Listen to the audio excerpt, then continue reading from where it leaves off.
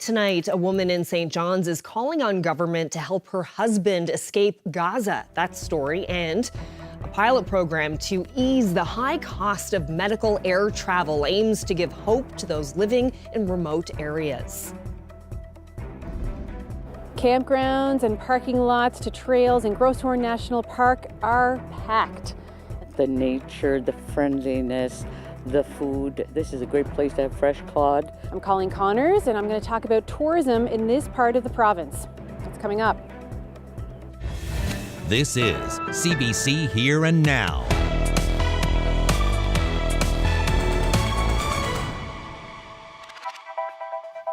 Good evening and welcome to Here and Now. A new program hopes to increase access to medical transportation in this province. Today in Happy Valley Goose Bay, the provincial government and the national charity Hope Air announced funding that will offer more upfront support to people with a low or moderate income. The CBC's Andrea Maguire has more. The province's Medical Transportation Assistance Program is a crucial support for many.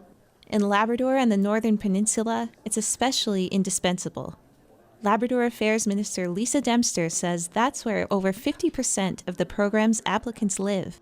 We're only 6% of the provincial population here in Labrador, and we use the program 8 times more than the rest of the province. And you can see why. We live far from specialised services. Ordinarily, those who need help with medical travel have to pay first, hold on to their receipts, and apply for reimbursement afterwards. But today, that's all changing, thanks to a new pilot program offered by Hope Air and the provincial government.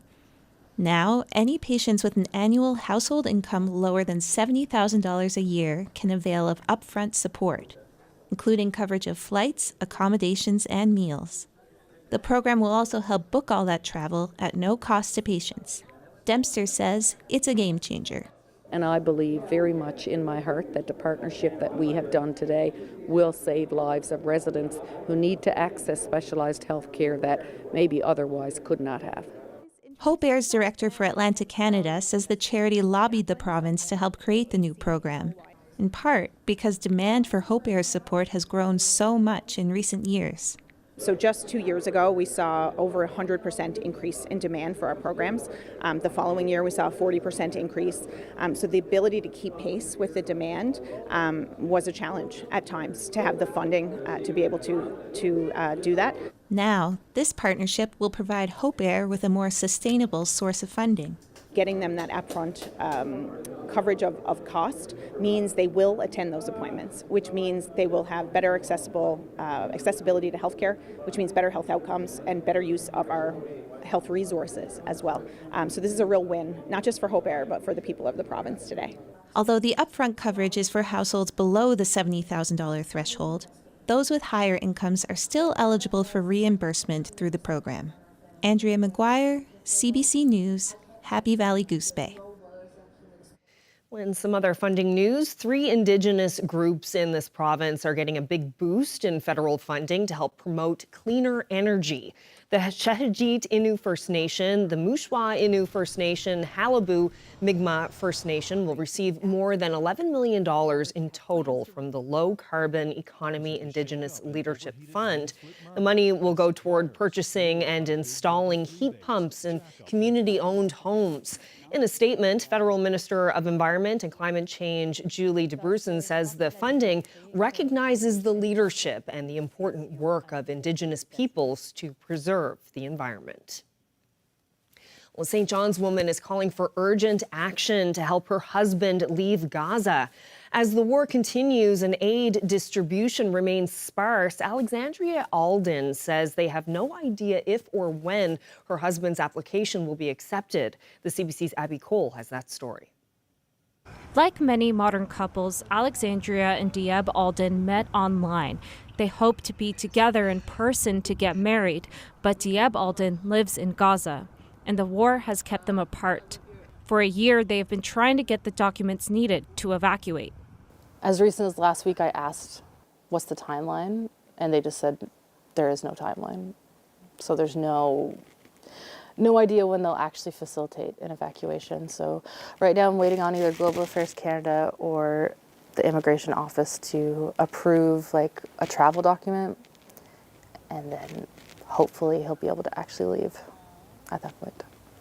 I don't know why Canada is not doing anything to actually take some action, because there's an embassy in Tel Aviv, there's an embassy in Ramallah, and they just sent me back to Global Affairs Canada, and it was just the same loop for a year now.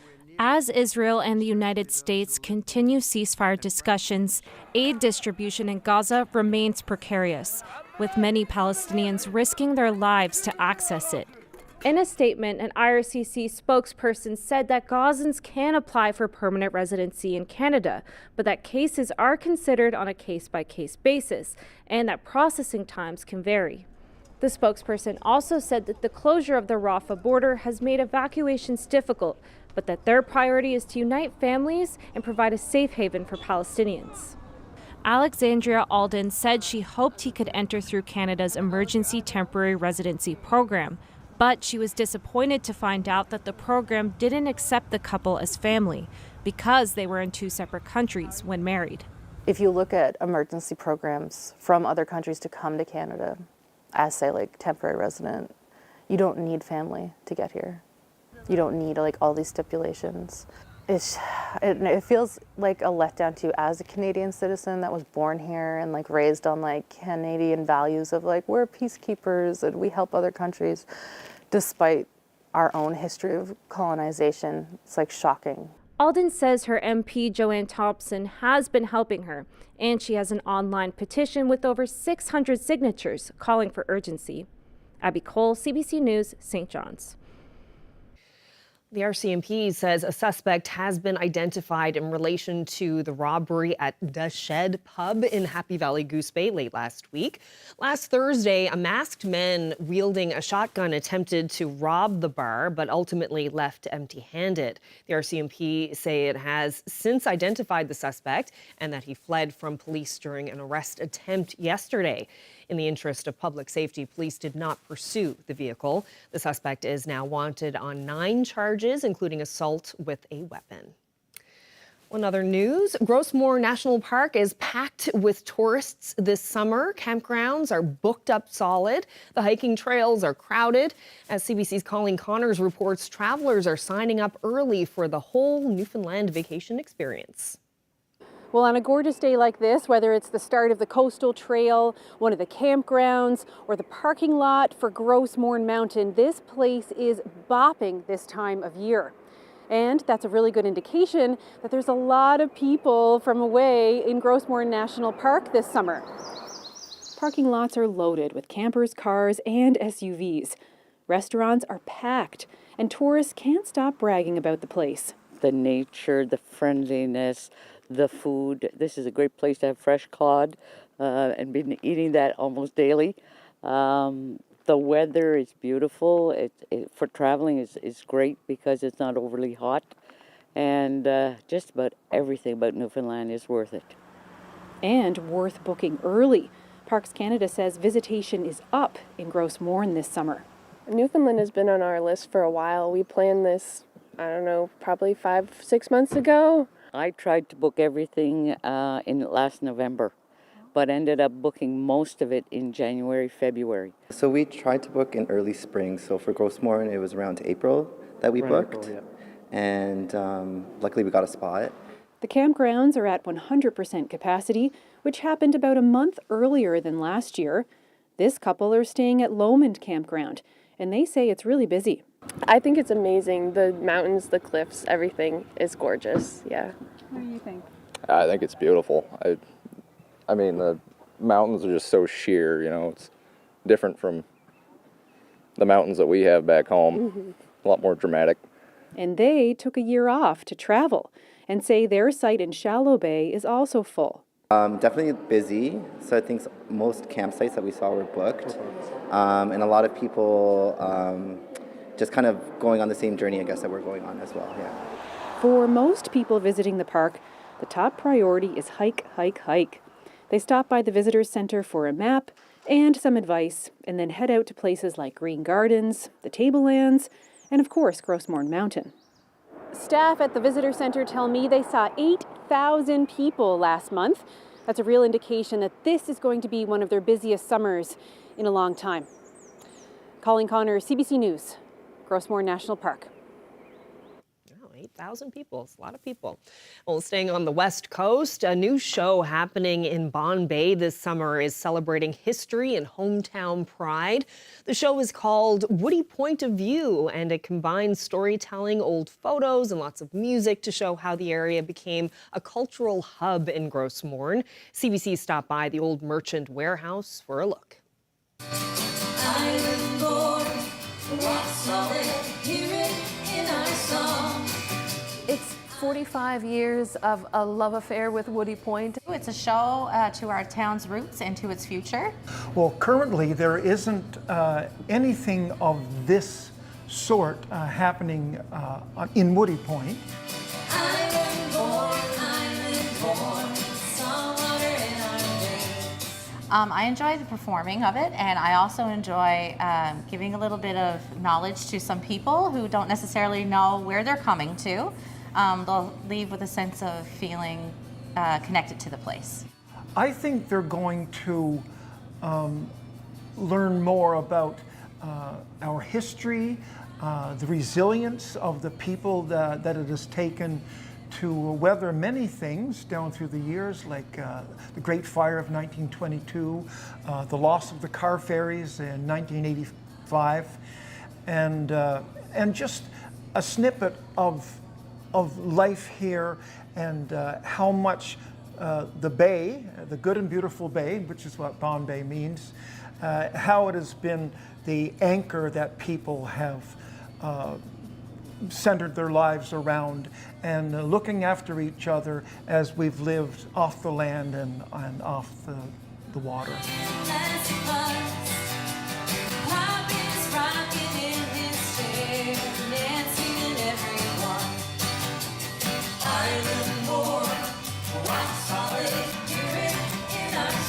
I think the unique history is that of immigration from Britain, France mostly, but then migration from the east coast of Newfoundland, driven by a rich herring fishery that was migratory at the time, and the change in history so that it allowed for planters or people who would stay full-time to come and make a home here in Bonne Bay.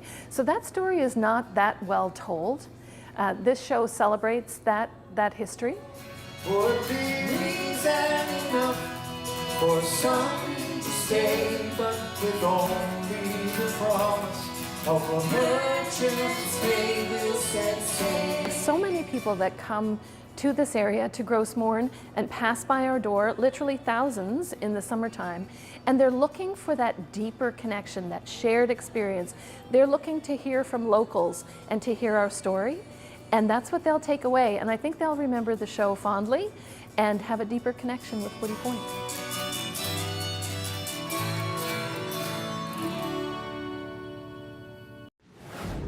Well, these ball hockey players just won international gold in a nail-biter of a game in Slovakia. One of the players scored a hat trick and the winning goal in overtime. We'll tell you all about it coming up.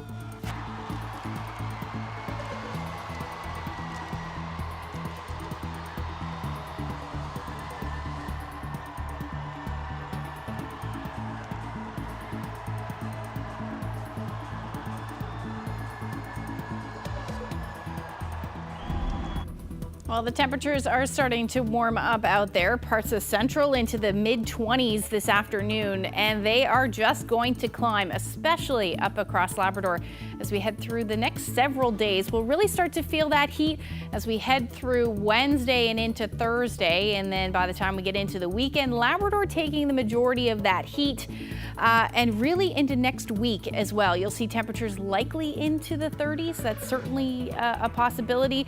By the time we get into Wednesday, though, we'll start to see a dip in those temperatures pretty much across the board. Now, the weather on the way, headlines over the next 24 hours. We're looking at some fog patches tonight, cool in low-lying areas, some of the coolest air that we've seen in a while. Summer, like I said, in full swing, and we'll talk more about those warm-up temperatures when I come back a little later.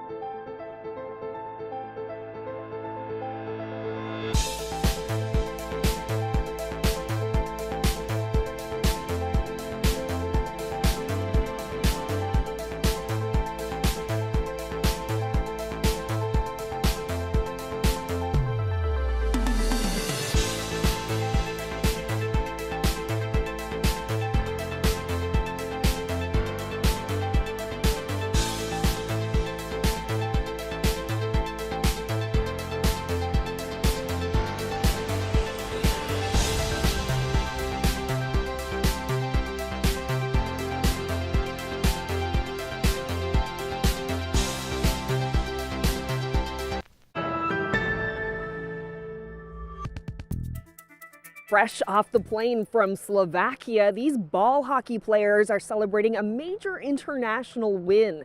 They won gold with Team Canada in the men's under-20 World Junior Ball Hockey Championships. Unbelievable high drama here in Poperin as Canada breaks in. Oh, shot score! Big game for you. How big of a win was this gold medal for your team? It's massive. It's the biggest stage in the world for people our age. So, yeah, it's definitely a big win, and definitely very happy about the win. For you in particular, you won the game-winning goal in overtime. You scored a hat trick. What a performance! How are you feeling about how you performed?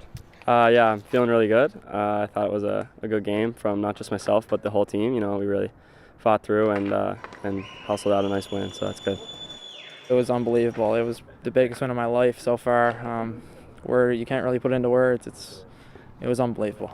We had really great coaching staff. I mean, our players really bonded together right away too. So I mean, that helps big time. You know, the Czechs, they're always really good. So it's nice finally beating them. You say finally beating them. They were a tough team to beat. They're always one of the tougher teams to beat for sure. And our coaching staff, they said that too. And even 2 years ago, we went to the Worlds for U18. We lost to them, so beating them twice especially was really big. What did it for this team? Like, what put them over the top to win this? Personally, I think it was the way we all came together. As a coach, it was definitely a roller coaster ride of a game. You know, defensively, we played strong all week. We only gave up 6 goals during the tournament. And after the first period, we were up 5-1, I believe it was. And, you know, I never verbalized it, but personally, I thought that, okay, we got this in the bag. But then, you know, the Czech kept on scoring and come back to tie it up. And it really got nervous at that point. But it was good to have 2 Newfoundland boys to set up the game winner and saved my anxiety going into overtime. I was super proud, really excited for Andy. Known him for 4 or 5 years now, so it was unreal to see him go in and score that goal. It was unreal. Weighed the world off everyone's shoulders. I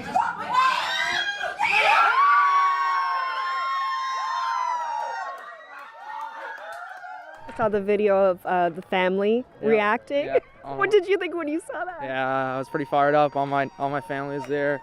2 Nans, Uncle Mike. Yeah, it was unbelievable. When I opened that after the game, it's chilling for sure. You and Andy have been friends for a really long time, right? Tell me about that. Yeah, so our parents have been friends since day one. And me and Andy have been growing up together, I think, since we've been born, for sure. Obviously, playing together growing up, we never got to do anything at this high of a stage. So it was really nice to get the win together. And you guys just got off a plane, like not too long ago, so you must be pretty jet lagged, but I guess a lot of exhilaration from the win, hey? Yeah, it's a long trip home, but I find trips like that, it's always a little easier, especially when you're traveling with a trophy in hand. Breaks in, oh, shot score!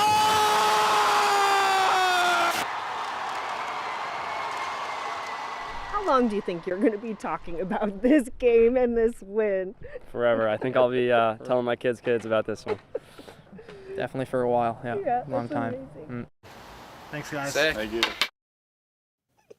Congratulations to them once again.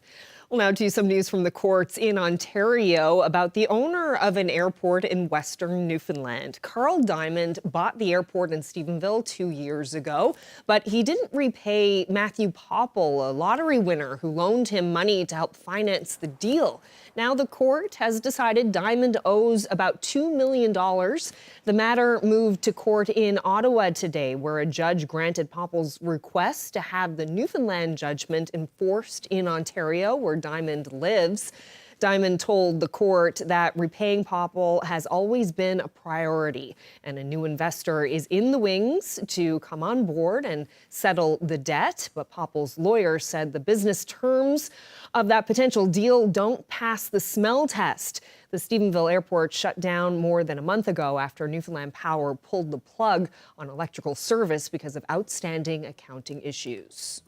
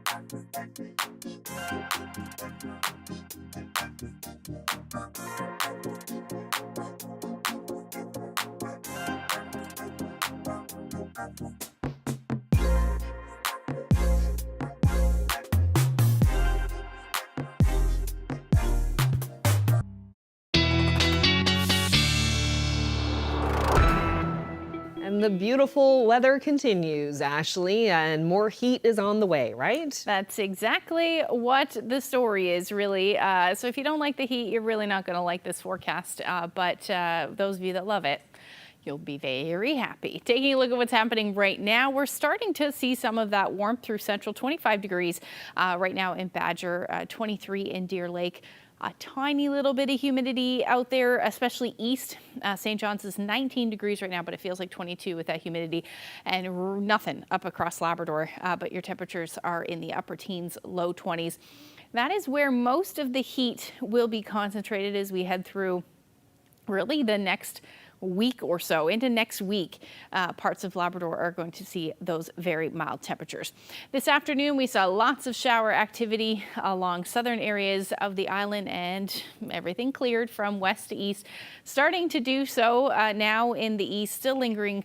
A few showers are still lingering for parts of eastern Newfoundland, but that will end as we head through tonight. There's a lot of showers to the south, but the good news is it should stay south as we head through tonight. Just looking at some clear skies really for most of us, with the exception of eastern Newfoundland and along the coast. Really, we'll see the potential for some fog patches developing tonight, and these clear skies, relatively light winds are going to allow those temperatures to drop as we head through the overnight tonight. So some cool temperatures expected.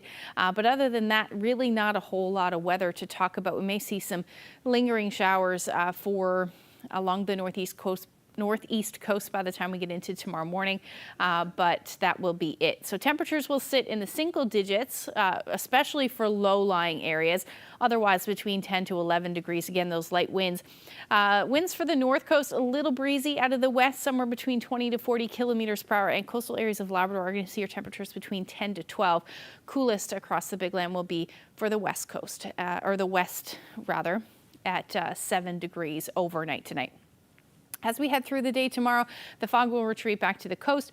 Clear skies for most of us. We may see a little bit of cloudy periods up across Labrador. The chance of a few showers in the mix as well. We may see that through central as well. I think it'll be very isolated in nature if they do develop at all. Central areas of the island, that is. But other than that, really not a whole lot of weather other than those mild temperatures that we're going to see. As we head through the overnight, we'll likely see some fog patches develop yet again, but that will not be till the overnight. Temperatures tomorrow, there you go. Warm, upper 20s rather. Mid to upper 20s will be the story. Winds relatively light. Now they will be out of the northwest, somewhere between 10 to 20 kilometers per hour. So those of you that are going to see those onshore winds, you're going to deal with a little bit cooler temperatures. But for the most part, most of us should be seeing those temperatures in the mid to upper 20s. And again, the good news is there's not a whole lot of humidity. These temperatures are going to be fairly comfortable, warm, but fairly comfortable through the afternoon. And then, like I said, sunshine. If we do see any showers develop, they'll just be pop-up showers and through central. And then coastal areas of Labrador. And sunshine really in the forecast, but there is definitely still a chance. And you're looking at your temperatures, at least for the coast, still in the upper teens, low 20s through the day. It's also going to be a bit breezy for those of you towards the coast. Northwesterlies will be gusting somewhere between 30 to 50 kilometers per hour, a little less, only about 20 kilometers per hour for the western portion of Labrador. But again, we're going to start to feel that heat, 23 to 25 degrees. And again, dry, more comfortable weather. You may see a bit of humidity, feel a bit of humidity, but that is about it. The warm temperatures will really start to move in as we head towards midweek and then into next week. Long range forecast, really warm. I'll get into that coming up a little later. Thank you, Ashley. Well, Gander's Royal Canadian Legion is celebrating its 75th birthday. It started in the former town site shortly after the Second World War and moved into Elizabeth Drive when the new town was born. Troy Turner dropped by the Legion to talk about the milestone. 75 years and still going strong.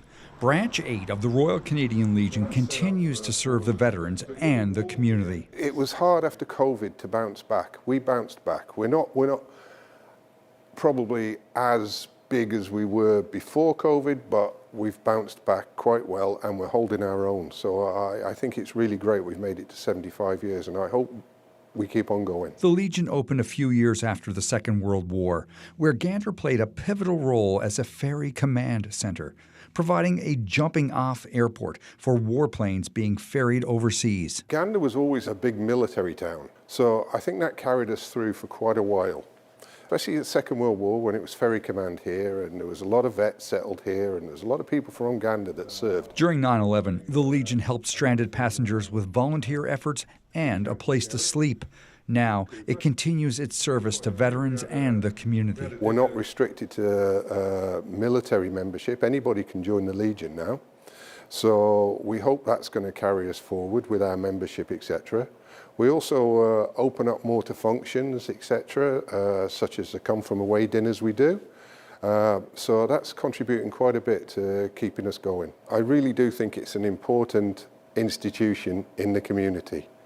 And I think we'd be a lot worse off without it. After a number of bus tours and community functions this summer, the 75th anniversary celebrations will continue in September with a community barbecue. Brian Cottrell says he hopes the Legion continues to keep operating for years to come. But to do that and to keep that sustainability, he says, more members are needed. Troy Turner, CBC News, Gander.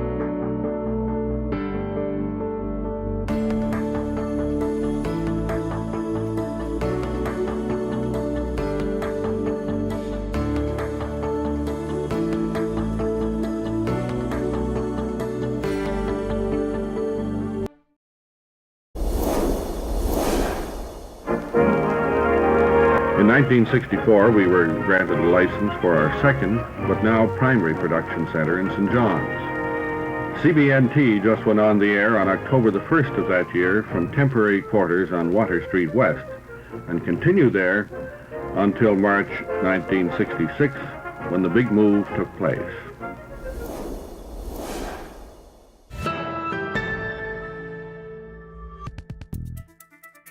The inquiry respecting the treatment, experiences, and outcomes of Innu in the child protection system continues today in Natwashish.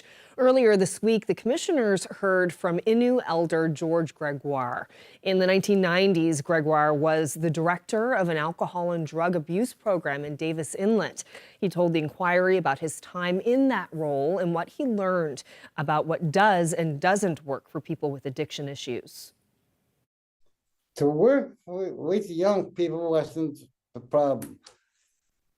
To send the people to treatment for the young people, it doesn't help anyway. Any person, elder or young people, had to be ready to go to treatment. You can't force anyone. The Maoris cannot force, the court cannot force anyone to go to treatment. Has no right to force them.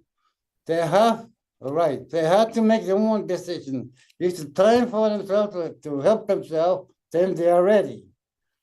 It's not going to help them just send someone to treatment. It's not going to help you.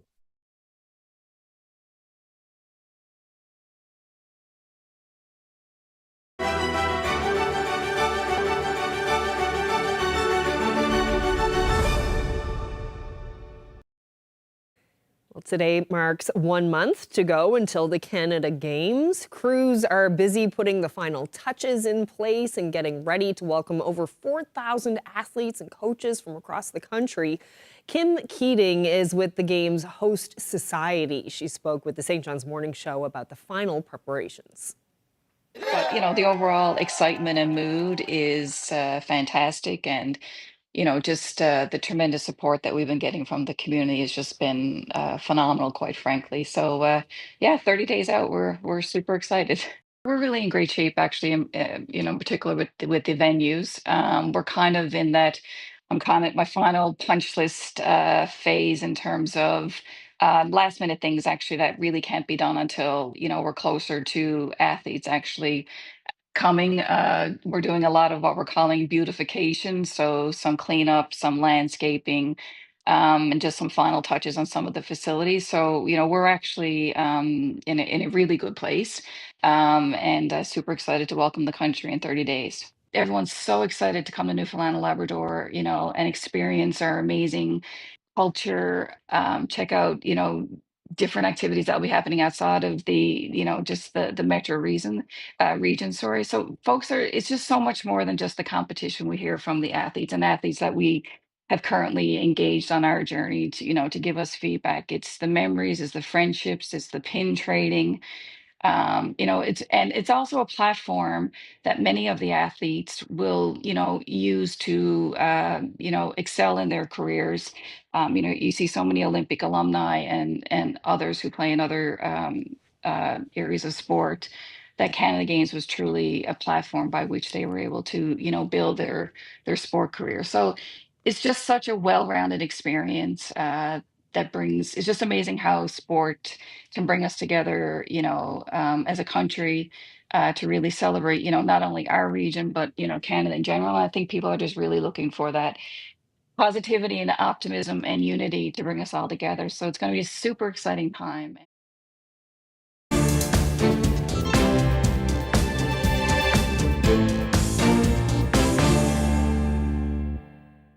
The RCMP says active members of the Canadian Armed Forces are facing terrorism-related charges. Investigators allege they attempted to form an anti-government militia in Quebec. The Mounties didn't reveal how many are active military members, but say they don't anticipate the arrest of more personnel at this time. It's really a society issue. It's not something that's happening only in the armed forces. Being anti-authority in general is really something that we're seeing even in youth that have nothing to do with the army, but are not happy with what's happening around them. Investigators allege there was a plot to, quote, forcibly take possession of land in the Quebec City area, and that 3 of the 4 suspects took concrete actions to facilitate terrorist activity. Investigators say the plot included military-style training that involved shooting and ambushing. A 4th man is charged with various weapons offenses and possession of prohibited military equipment. All 4 made their first court appearances Tuesday afternoon. RCMP say searches conducted in January led to the seizure of firearms, thousands of rounds of ammunition, and 16 explosive devices. Well, the search continues for people carried away by the floods in Texas last week. And so do questions about what happened in those early morning hours of Friday after the waters broke their banks. At a press conference, reporters weren't getting answers. That the community here is asking these questions. What happened? When did it happen? Was the emergency manager awake at the time? Did they push the button to issue an emergency alert? Sir, it's not that easy when you just push a button, okay? There's a lot more to that. And we've told you several times. So did it happen, sir? I can't tell you at this time, okay? Officials do say their priority is finding victims, not reviewing what happened. They say the floods killed more than 100 people in Texas Hill Country, but there's no word yet on how many people are still missing. U.S. President Donald Trump says he'll visit the area later this week. Returning now to this country, flooding is Canada's most common natural disaster. It's dangerous and it's costly. As Shayna Luck explains, experts say there's a lot of work to be done to mitigate the risks. This widespread flooding in Nova Scotia in 2023 claimed the lives of 4 people and caused hundreds of millions of dollars in damage. The Sackville River, one of many that flooded. But as of this year, people who live along it can look to updated flood mapping to understand more about the risks. Hooray! Hooray! Long overdue. Walter Regan has been advocating for floodplain mapping and zoning for this river for 37 years. We have baby seats for children. We have seat belts. The zoning, floodplain zoning, is a public protection measure that's cost effective and long overdue. Floodplain zoning could prohibit new building in areas prone to flooding, but zoning and mapping is incomplete for most rivers in Canada. On average, across Canada, flood risk maps are 20 to 25 years out of date. Maps are the first step towards keeping people safe from flooding. Experts say investing in diverting the water and issuing warnings come next. The thing about extreme events is even the morning of, you may not be able to predict the severity of that extreme event. That includes disasters like the 2013 Alberta flooding, which displaced tens of thousands of people, and Toronto flooding last year that clogged the subway and a major highway. Canada doesn't have a national early warning system for flash floods. Rivers are provincial jurisdiction, and each province handles alerts differently, but they all face a similar challenge. Sadly, it probably will get worse in the future. We need to adjust the way we live. We need to prepare for something big in every region. Walter Regan is thinking now of hundreds of other rivers in his home province. He urges decision makers to move quickly to lessen the risks. They say in the tree world, the best time to plant a tree was 20 years ago. The next best time is now. He believes it could save money and save lives. Shayna Luck, CBC News, Halifax. Well, artificial intelligence has been seeping into many aspects of our life lately, and when it comes to art, some call its use unethical, while others see it as inevitable. Now, a Halifax photographer's AI-generated creations have some artists questioning where to draw the line. Andrew Sampson has that story. The use of artificial intelligence is stirring up a debate among Nova Scotia artists. Lauren Tamander is an early adapter, using ChatGPT for everything from work to play. She recently used it to make some of her own photos of Halifax into illustrations. So I was like, I'll just put this through ChatGPT and see what happens. Turned out like a really cool animated kind of vibe that I was going for. Tamander decided to sell the illustrations online. But when they were reposted on a popular Instagram page, the response was polarizing. Some people have come onto my own page from Halifax Noise and just saying that I'm stealing people's work.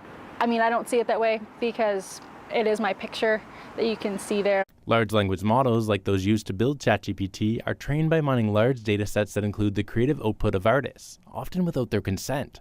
That's why some people see what Tamander is doing as theft. If you flip the situation on the other end and take illustrations that you want to convert into photography, I can't help but feel that the person on the other end of that equation would feel similar to how illustrators feel in this particular situation.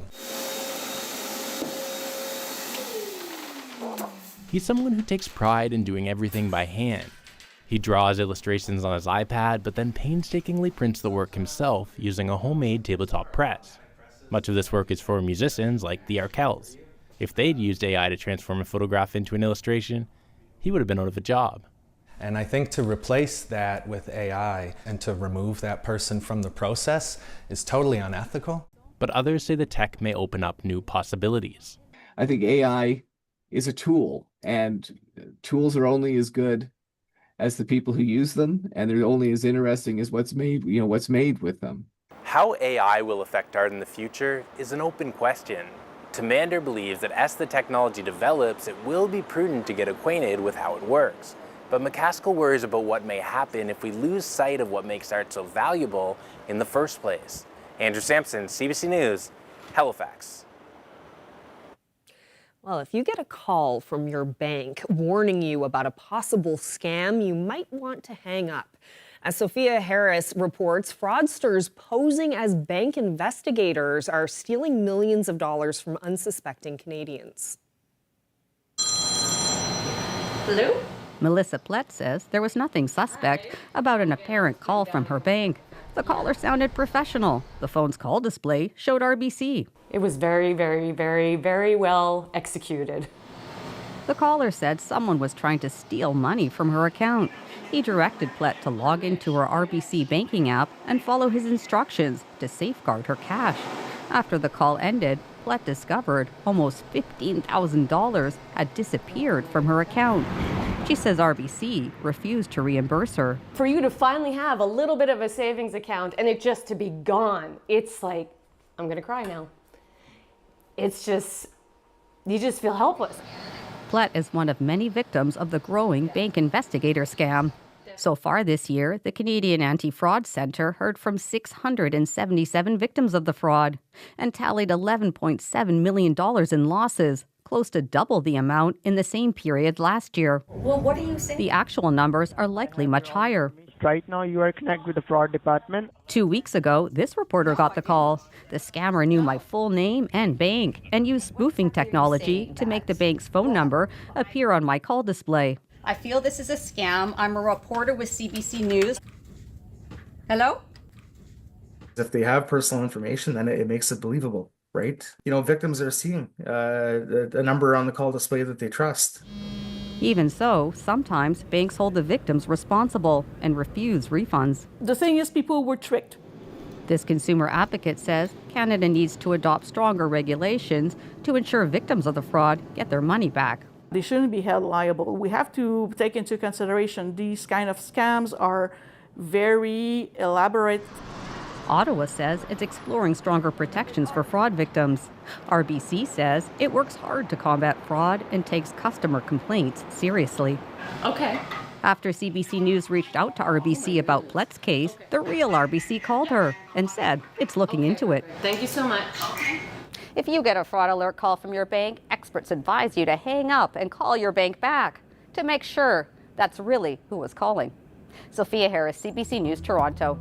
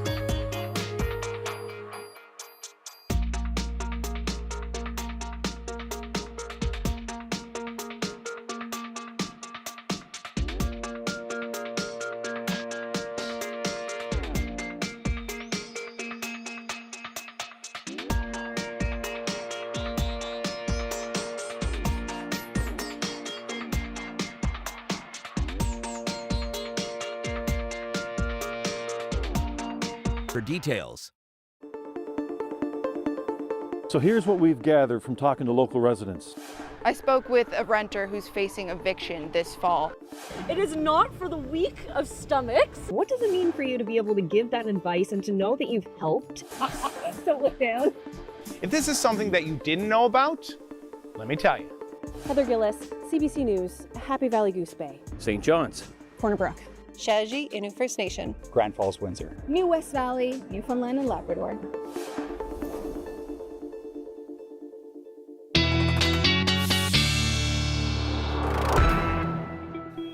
Time for a look at the long-range forecast. And actually, one thing I've been loving about the weather lately is that it's been warm, but it's not been too hot. Like you see so many places in the world right now, and it's just sweltering heat, unbearable heat. Like in Greece, where they had to change, or to the Acropolis. Like that's had to shut down because it was so hot. 42 degrees today. Yeah, it's nice and comfortable here, and I appreciate that. Yeah, it's going to be warm, but it won't be humid, which is good. At least not as humid as we have had in the last little bit.